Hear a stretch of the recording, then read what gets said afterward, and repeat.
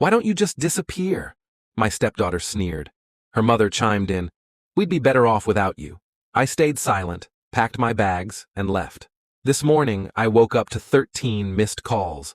Hello Reddit talkative here. I had always known that my stepdaughter, Mia, resented me. Ever since I married her mother, Lisa, 4 years ago, she made it her mission to remind me that I wasn't her father. I never tried to replace her dad, just to be a steady, reliable presence in her life. But no matter what I did, she met me with contempt. Last night was the breaking point. Why don't you just disappear? Mia sneered, arms crossed, eyes filled with loathing. Her mother, the woman I had promised to love and cherish, didn't even hesitate. We'd be better off without you. I had expected her to defend me, to tell Mia to show some respect. Instead, she doubled down. And at that moment, something inside me broke.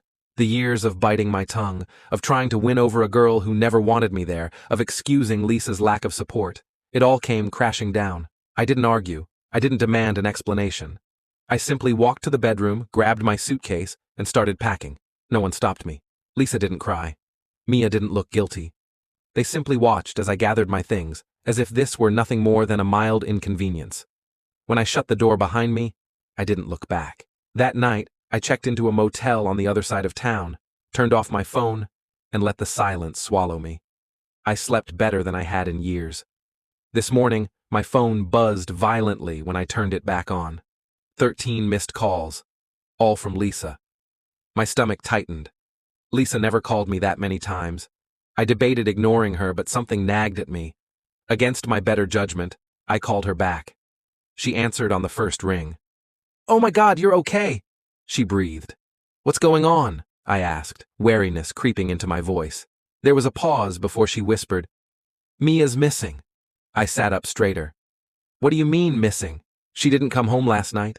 I thought she was just staying with a friend, but she never showed up to school this morning. No one has seen her." My pulse hammered. Mia may have hated me, but she wasn't reckless. She never skipped school, never disappeared overnight. Something was wrong. "What did the police say?" I asked. They said she's a teenager, that she probably ran away and will come back when she's ready." I rubbed my temples. Typical. "When was the last time anyone saw her?" Lisa hesitated. "Last night, after you left." A sinking feeling settled in my gut.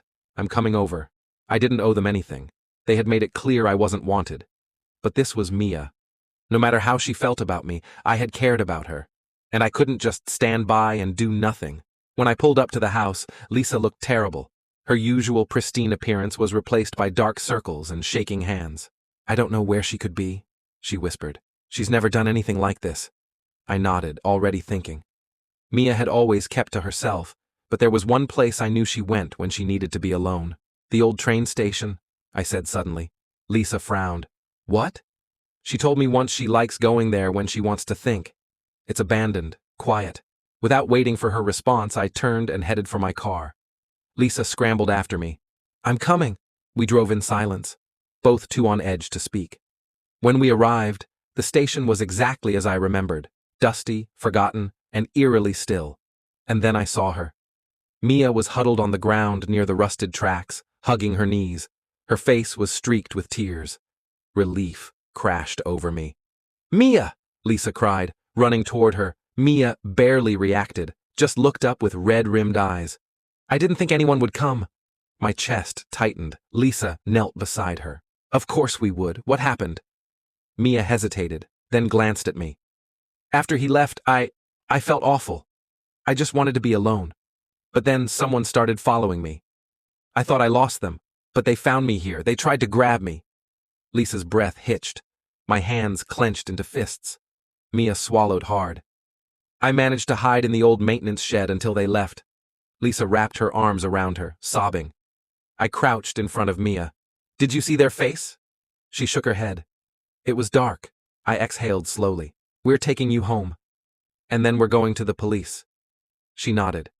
As we helped her to her feet, she suddenly whispered, "I'm sorry." I met her eyes.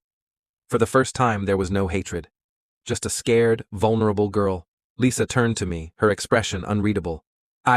She started, but I held up a hand. "We'll talk later," I said. "Right now, let's get her safe." Lisa nodded.